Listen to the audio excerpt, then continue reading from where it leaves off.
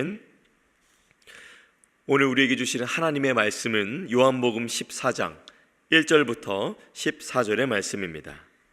요한복음 14장 1절부터 14절의 말씀입니다.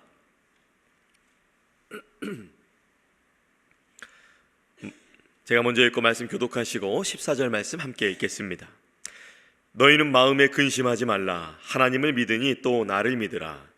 내 아버지 집에 거할 곳이 많도다. 그렇지 않으면 너희에게 일렀으리라. 내가 너희를 위하여 거처를 예비하러 가노니 가서 너희를 위하여 거처를 예비하면 내가 다시 와서 너희를 내게로 영접하여 나 있는 곳에 너희도 있게 하리라. 내가 어디로 가든지 그 길을 너희가 아느니라. 도마가 이르되 주여 주께서 어디로 가시는지 우리가 알지 못하거늘 그 길을 어찌 알겠사옵나이까. 예수께서 이르시되 내가 곧 길이요 진리요 생명이니 나로 말미암지 않고는 아버지께로 올 자가 없느니라. 너희가 나를 알았더라면 내 아버지도 알았으리로다. 이제부터는 너희가 그를 알았고 또 보았느니라. 빌립이 이르되 주여 아버지를 우리에게 보여주옵소서. 그리하면 족하겠나이다. 예수께서 이르시되 빌립아 내가 이렇게 오래 너희와 함께 있으되 내가 나를 알지 못하느냐. 나를 본 자는 아버지를 보았거늘 어찌하여 아버지를 보이라 하느냐. 내가 아버지 안에 거하고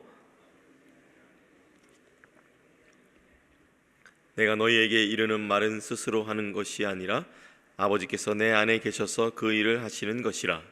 내가 아버지 안에 거하고 아버지께서 내 안에 계심을 믿으라. 그렇지 못하겠거든 행하는 그 일로 말미암아 나를 믿으라.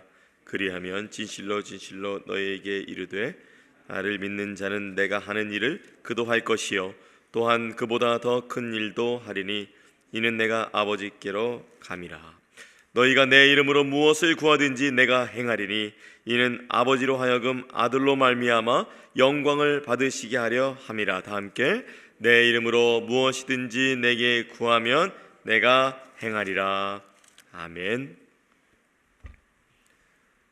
요한복음 14장 1절에서 14절 말씀 중심으로 말씀 전하겠습니다. 오늘 말씀 첫 구절이 이것입니다. 너희는 마음에 근심하지 말라. 하나님을 믿으니 또 나를 믿으라. 예수님께서 십자가를 지시기 전에 제자들은 깊은 불안과 두려움에 빠져 있습니다. 사실 제자들은 이미 여러 가지 자신이 익숙했던 지역, 익숙했던 직업, 그리고 그러한 사람들, 그러한 지역을 떠나서 예수님을 따른 지 꽤 되었습니다. 그러한 제자들, 이제 예수님께서 조금씩 어딘가를 간다고 하시니, 무언가를 한다고 하시니 깊은 불안과 또 두려움에 빠져 있을 만합니다. 예수님은 그런 제자들에게 너희는 마음에 근심하지 말라라고 말씀하십니다. 근심이라는 단어는 마치 마음이 파도처럼 마음이 요동치고 파도가 배를 흔드는 것처럼 흔드는 그것을 뜻하고 있죠. 예수님은 흔들리는 제자들에게 믿음을 가지라고 말씀하십니다. 하나님을 믿으니 또 나를 믿으라 라고 말씀하시며 믿음이 근심을 이긴다는 것을 말씀하고 계십니다.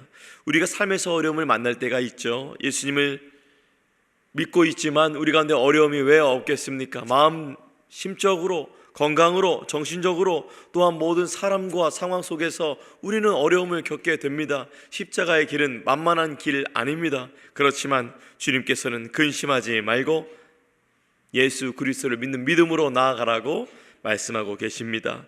예수님을 신뢰하는 것만이, 예수님을 믿는 것만이, 어쩌면 이 믿음이라는 것이 굉장히 기본적이고 당연한 것일지 모르겠으나 우리가 다시 시작되어야 될 것이 있다면 이 믿음의 기초, 예수 그리스도를 믿는 믿음의 기초 위에 든든히 다시 한번 여러분의 믿음을 세우는 것임을 믿습니다. 그 믿음이 굳건하게 세워질 때에 우리가 근심으로 여겼던 것들, 염려로 여겼던 것들이 물러나게 되어지는 것이죠. 예수님을 신뢰하는 것만이 근심을 극복하는 길입니다. 예수님을 여러분의 마음에 요즘 어떤 염려가 있으십니까? 어떤 근심이 있으십니까? 예수님을 따르시는데 어떠한 근심과 염려가 있으십니까? 그것이 무엇이든 다시 한번 이 아침에 예수님을 바라보시기 바랍니다. 주님이 여러분의 평안이 되어 주실 것입니다. 예수님께서 2절부터 4절 말씀해 보니 처소를 준비하신다 하십니다. 제가 2절부터 4절 말씀 읽어드립니다. 내 아버지 집에 거할 곳이 많도다. 그렇지 않으면 너희에게 일렀으리라. 내가 너희를 위하여 거처를 예비하러 가노니 가서 너희를 위하여 거처를 예비하면 내가 다시 와서 너희를 내게로 영접하여 나 있는 곳에 너희도 있게 하리라. 내가 어디로 가는지 그 길을 너희가 아느니라. 예수님은 제자들을 위해서 그리고 우리들을 위해서 하늘의 거처를 예비한다고 말씀하십니다. 그리고 다시 데리러 온다고 하십니다. 이것이 바로 우리의 소망입니다. 예수님께서는 우리가 이 땅에 살고 있지만 영원한 집이 저 하늘의 천국에 있음을 말씀하고 계시는 것입니다. 예수님께서 내가 다시 와서 너희를 내게로 영접하겠다라고 하셨습니다. 주님이 다시 오는 날 우리는 영원한 기쁨의 그 생명의 기쁨을 누리게 될 것입니다. 그러니 근심하지 말고 주님을 소망하며 살아가야 할 것입니다. 예수님이 그리고 아주 귀한 말씀을 말씀하십니다. 도마는 예수님께 주여 그 길을 알지 못하겠습니다 라고 묻자 예수님이 그 길이 어디인지 분명하게 말씀해 주십니다. 내가 곧 길이요 진리요 생명이니 나로 말미암지 않고는 아버지께로 올 자가 없느니라. 하나님께로 가는 유일한 길이 예수 그리스도뿐입니다. 종교나 선행으로 갈 수 없죠. 오직 믿음입니다. 예수님만이 진리이십니다. 세상은 많은 거짓된 정보들, 많이 거짓된 것들, 속임수로 우리를 속일지 모르겠지만 주님은 속이지 않으시고 참된 진리로 사랑으로 인도하십니다. 그리고 예수님만이 생명이십니다. 예수님을 믿어야 영혼의 구원함을 얻습니다.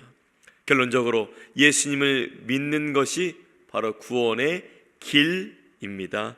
우리는 예수님을 통해 하나님을 알고 하나님을 만날 수 있습니다.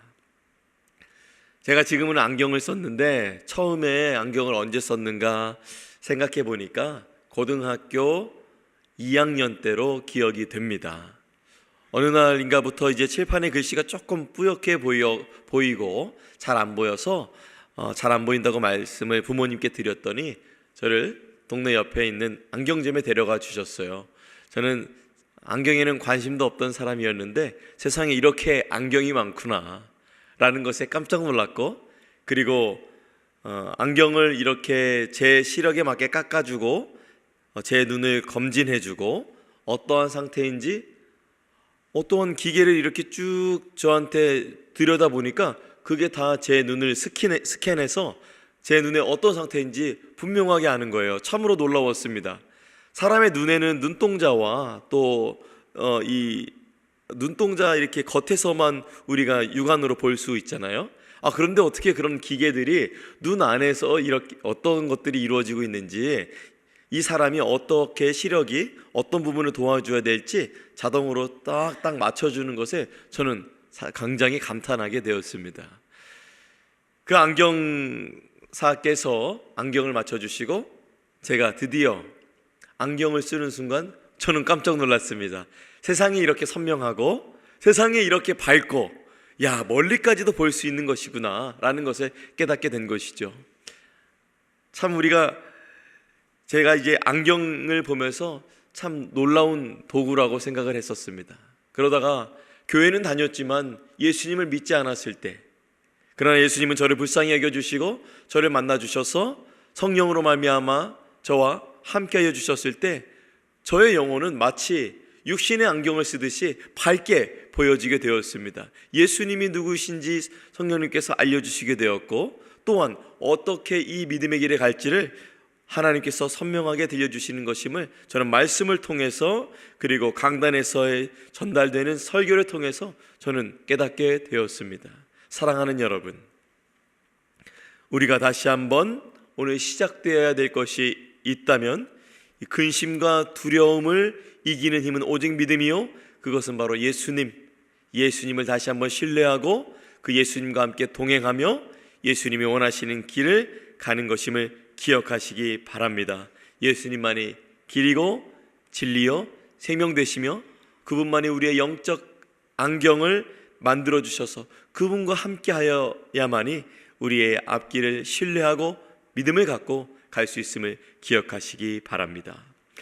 저는 8절에서 14절 말씀에서는 이러한 것들을 묵상하게 되었습니다. 8절 말씀입니다. 이제는 도마 다음에 빌립이 얘기하죠. 빌립이 이르되 주여 아버지를 우리에게 보여주옵소서 그리하면 족하겠나이다. 빌립은 아버지를 보여주시면 충분하겠습니다라고 말합니다. 하나님을 보여달라는 말이죠. 이에 대해서 예수님은 빌립에게 말합니다. 이렇게 나와 오래 있었는데 모르겠느냐? 이렇게 나와 오래 있었는데 모르겠느냐? 이 말은 또한 말씀을 준비하는 저에게도 깊이 묵직하게 다가왔습니다. 빌립을 생각해 봤습니다. 예수님이 빌립에게 오래 있었다고 하는데 글쎄요, 정말 오래 있었을까요? 그런데 한번 생각해 봤습니다. 인류 역사상 예수님과 밥 먹고 예수님과 잠자고 예수님과 함께 다닌 자가 몇 명이나 될까요? 그 소수의 한 사람, 그 소수의 핵심, 그 제자 빌립이었습니다.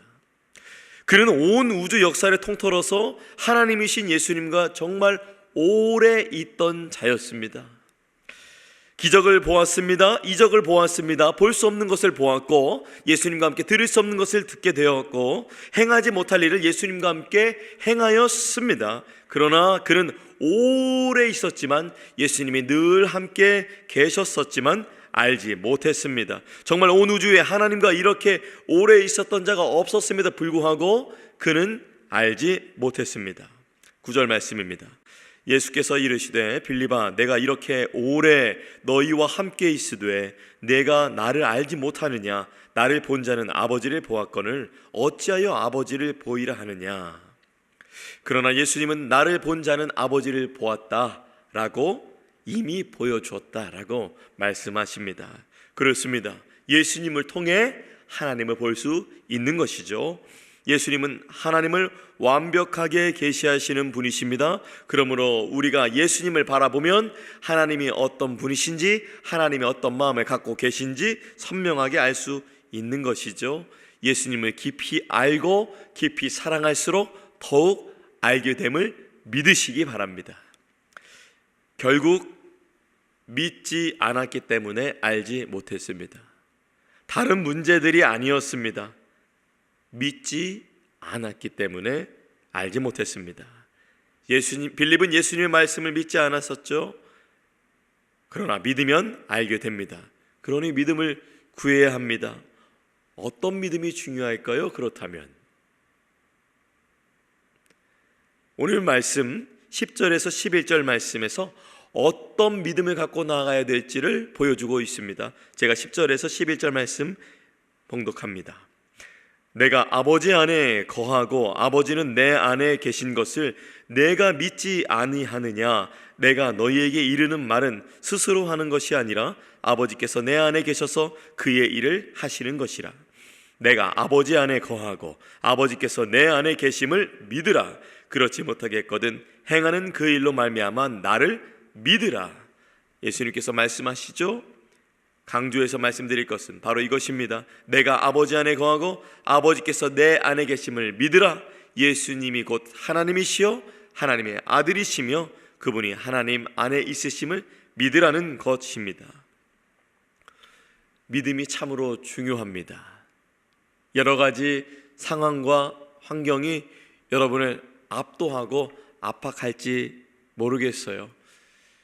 특별히 교회 안에서 저는 기도 영성부를 담당하면서 성도님들의 많은 기도의 제목을 볼 때는 참으로 마음이 많이 무겁습니다. 하나님 어떻게 합니까? 하나님 이 일을 겪고 있는데 이분 어떻게 합니까? 그리고 교회적으로 긴급 중보 기도를 함께 올리고 기도할 때마다 가장 먼저 그것을 알고 알리는 사람으로서 참 마음이 아픕니다. 참 좋은 일만 가득해도 좋을 텐데 어떻게 이렇게 믿음의 길을 가면 갈수록 우리에게는 또 어려움이 있을까? 이렇게 그런 일들을 마주하게 됩니다. 그러나 사랑하는 여러분, 그 모든 것이 우리의 상황과 환경이 그리고 어쩌면 어떠한 사람이 여러분을 낙심하게 하더라도 하나님께서는 여러분을 다시 일으켜 세우시기를 원하여 주십니다. 바로 주 예수 그리스도를 향한 믿음이 다시 한번 여러분을 일으킬 것입니다. 예수님은 또한 믿음이 있으면 예수님이 하시는 일도 하게 된다고 말씀하십니다. 아주 놀라운 말씀이죠. 12절 말씀입니다.